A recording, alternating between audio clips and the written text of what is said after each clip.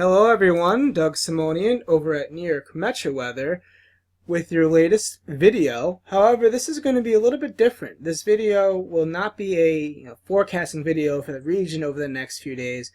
It's instead going to be a start of a new series of videos called Weather Education, where we educate you guys on some of the meteorological terminology that we throw out there and how it's relevant in forecasting and how and what exactly this terminology really means, but more particularly how it can be applied in some of the weather forecasting. For example, we often talk about low pressure deepening and moving up the coast. Well, why is that low pressure deepening?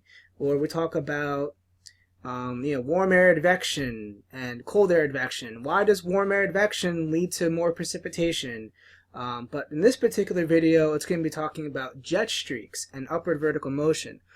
We often talk about the left exit region or the right exit region of jet streaks, or the entrance region of jet streaks, and how they can lead to more or less lift in the atmosphere, and how that can affect storm development and precipitation development. So, at the surface, when you first look at the jet streak and convergence and divergence and entrance regions, exit regions, it sounds pretty complicated, but we can boil it down to an idealized model that makes the application of the jet streaks easier to understand. So one of the more classic examples in recent meteorological history for where jet streaks played a very important part in storm development was the major blizzard of 2016, where snowfall records are broken in Central Park. Its biggest snowstorm ever, of over 27 inches of snow fell. And this is a 4-panel plot. This was actually a NAM forecast, a short-term forecast, like late that Friday night into that early Saturday morning on January 23rd, 2016. And the bottom right is the jet streak panel. You usually look at the jet streak at 300 millibars in the atmosphere, so very high up in the atmosphere. And the winds at that level are often analyzed as the jet stream, and then localized wind maxima in that level are called jet streaks. And where your region is located relative to these jet streaks often determines whether you're getting a lot of lift in the atmosphere for low pressure development and precipitation development, or sinking air in the atmosphere and thus higher pressures and no precipitation and few clouds.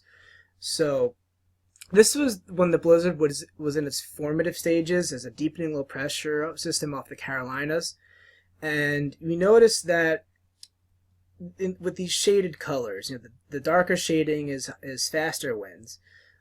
So there was a very fast jet streak blowing from west to east across northern New England and in the northwest Atlantic. And there was also a fast, but not as fast, but certainly a very nice jet streak going from the subtropics, from the Gulf of Mexico up the east coast.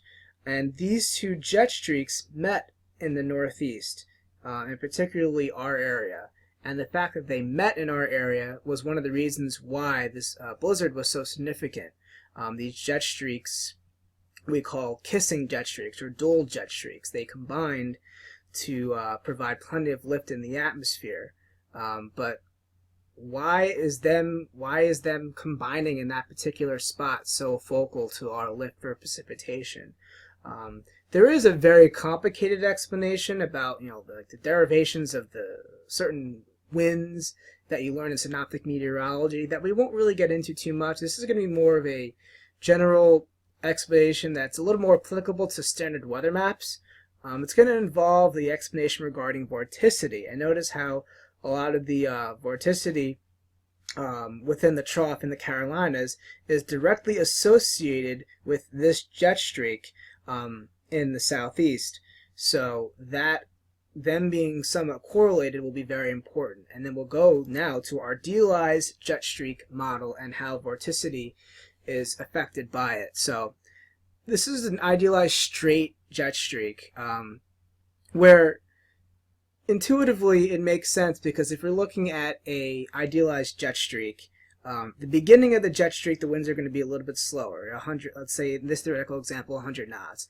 And then as you enter the core of the jet streak, the winds accelerate to about 150 knots. And then as you leave the jet streak, the winds will decelerate back down to 100 knots and then weaker still as you leave the jet streak further. But also, as you leave the jet streak on this north and south side, the winds are also going to be decelerating.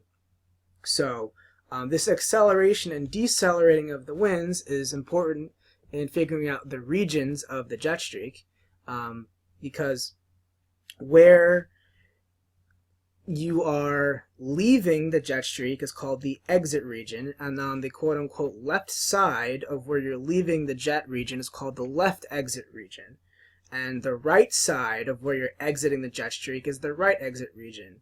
The right side of where you're entering the jet streak, where the jet streak is beginning, is called the right entrance region, and the left side of where you're entering the jet streak is called the left entrance region.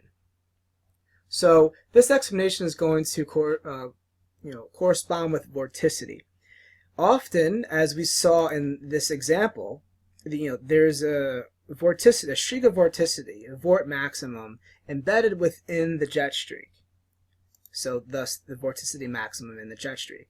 But also notice how most of the vorticity in the jet streak is actually on the northwest side, or in the north side of this middle part of the jet streak, and there's a lot less vorticity on the southern end of the jet streak. So the vorticity maximum, while it's correlated with the jet streak, is clearly on the north side of that jet, or the northwest side of that jet, right?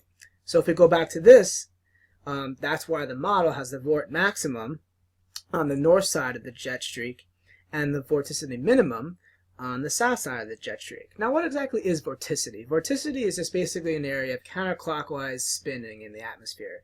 And counterclockwise spinning in the atmosphere is conducive for low pressure and upward vertical motion, because as we know, low pressure there's flows counterclockwise, and higher pressure flows clockwise. So if you have a vorticity maximum, there's going to be more counterclockwise spinning in the atmosphere in that location, right? Now, if that vorticity maximum is getting blown a certain direction, advected a certain direction, I should say, by the wind, that means this vorticity maximum is going to get advected towards that region, right? So this vorticity maximum is getting advected to the left exit region of the jet streak, and that's why you get more lift and more upward vertical motion. But on the southern end of this jet streak, right, there's a relative minimum in the vorticity, and then with the winds blowing from west to east, you're advecting that minimum of vorticity in the right exit region. So the right exit region would thus have downward vertical motion and less lift in the atmosphere. Another reason, as far as why there's a vorticity maximum, relatively speaking, on the north side of the jet streak and a minimum on the south side of the jet streak, is because we know vorticity is counterclockwise, right? But if we were to have a vorticity maximum on the south side of the jet streak, and you try to have winds flowing counterclockwise, that can't happen. The jet streak is going to block the wind from rotating counterclockwise. The jet streak is going to have a tendency on the south side of the jet streak to blow the wind further east, right? So you're not going to get counterclockwise flow if the jet streak is forcing it in a west to east direction. However, on the north side of the jet streak, right, the winds are decelerating. So if the winds are decelerating as you're leaving the jet to the north, there's more room to perform a full counterclockwise flow. So that's why the vorticity maximum is on the north side of the jet, and it's advected towards the left exit region, right? So, but then on the south side, if we were to have a vorticity maximum here, as the winds accelerate towards that jet, so the winds are accelerating, there's resistance in counterclockwise flow, and instead it gets pushed, west to east. Thus, there has to be a vorticity minimum here, because vorticity won't be as effective in its counterclockwise flow on this side of the jet streak.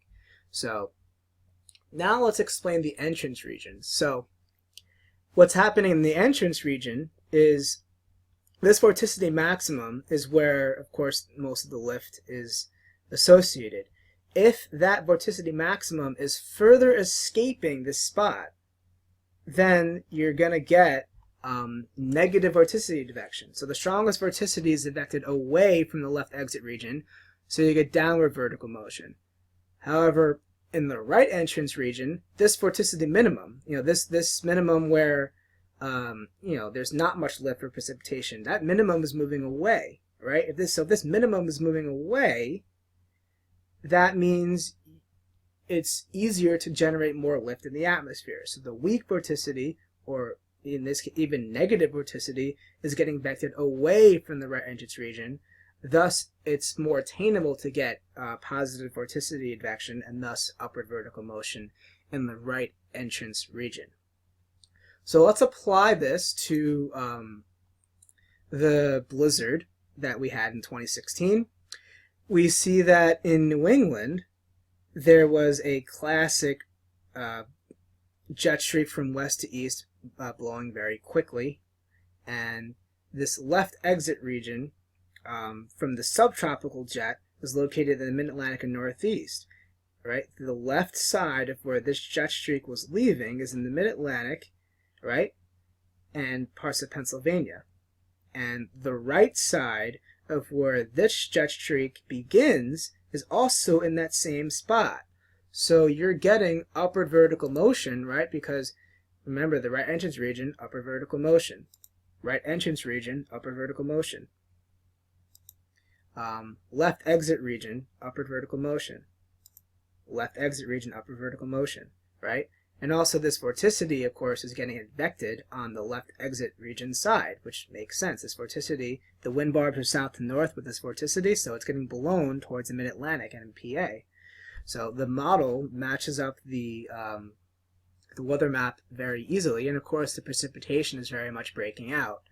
What we also noticed is we can apply the opposite for high pressure, right? The right exit region is downward vertical motion, where you can expect more high pressure. And the left entrance region is also downward vertical motion, where we can expect more high pressure. So if we go back to this really powerful jet streak in New England, while our area was in the right entrance region, southeast Canada is in the left entrance region, right? Where's that left entrance region? Right where the high pressure is. So the model really works out well with these jets, because these jets are relatively straight. Curved jets become a little bit more complicated. We'll touch on that briefly, but not too much. But it really matches up well. Here's a more zoomed in picture of the jet streak at that time. And the red contours are actually where we get what we call upper level divergence. And the upper level divergence is where the winds are spreading out. We won't elaborate too much on divergence. Maybe in a future video we will. But when you have upper level divergence with the wind spreading out aloft, that means there has to be a compensation where winds are lifting from the ground above in order to do that. So essentially, when winds are escaping a column and diverging, there has to be a replacement in order to keep the balance there. So there's lift upward towards it. So that leads to upward vertical motion. And notice how that jet streak, right? Left exit region of that jet streak, that's what the divergence is maximized, right? Right entrance region of this jet streak, divergence maximized. So they're dual jet regions. So when you get these two jet streaks meeting up, that's classic for precipitation. And a little bit later, a few hours later, we see that the storm moves up the coast a little bit more. The jet streak moves a little bit further north, and the right entrance region moves a little bit further east, allowing some precipitation to spread further northeast. And we see on that jet streak model, this is valid 3 hours later than the previous image. Look at this classic dual jet streak region. Left exit region of this jet streak, right entrance region of that jet streak. And also note how powerful that jet streak was in New England, over 150 knots. So the fact that this jet streak was so strong also leads to really good lift for precipitation and very solid regions of upward vertical motion. So it was really pretty classic. And then again, as the low pressure moves closer. And the vorticity advection also moves closer. Really the classic heavy snow outbreak over much of the northern mid-Atlantic and entering New York City and New Jersey. And we look at the jet streak model again. Really that jet streak actually accelerated, strengthened even further over northern New England. Although some of the subtropical jet lost a little bit of its steam, but the curvature to this jet with this classic closed low, powerful closed low, led to a curved nature to the jet, where the base of a trough became almost a jet ridge. Right where this curvature happens is also tends to be a region with more upper vertical motion. We'll get to that more in another video, but just goes to show how classic this blizzard really was. So really, really fascinating stuff. And then, again, a few hours later, the storm came closer to the coast. That entrance region became really prominent. And then we'll even get into more about kissing jets with this jet streak as well. Because what happened was, this jet streak in New England, right, was really a very much west to east jet. But then some of that subtropical jet and the jet riding up the Gulf Stream and in the Atlantic kind of curved into it. And so the jets overlap. It's not just a dual region anymore where you're getting a separate left exit region and a separate right entrance region that happen to meet up. The jets themselves are actually overlapping with each other because this upper level low curved that jet from the subtropical jet and the Atlantic and Gulf Stream into that polar right entrance region jet. So the jets overlap, and when the jets overlap, you get a combining effect as well. So despite the fact that the actual jet maxima was somewhat removed as the storm got closer to the coast, the kissing effect, the overlapping effect actually increased. So we're really able to get an even more powerful right entrance region to this jet as a result. And thus very powerful upper vertical motion for plenty of precipitation. And thus that's when the blizzard really got going in the New York City and Long Island region. And parts of eastern PA as well. Of course, the high pressure still sitting very nice and pretty on the left entrance region of the jet in New England. And also even the right exit region of this other jet further west in Canada. So really funny how all these dual jet streaks not only work for low pressures, but for high pressures as well. And notice again how the core of this vorticity with the base of the storm is located on the northwest side of the jet streak, where there's less resistance for the vorticity, and thus the vorticity can really get going. And on the southeast side of the jet streak, there's no vorticity at all. So really matches the model. And then again, like this jet streak is really powerful, and it's certainly a kissing jet from it being curved in from the Atlantic.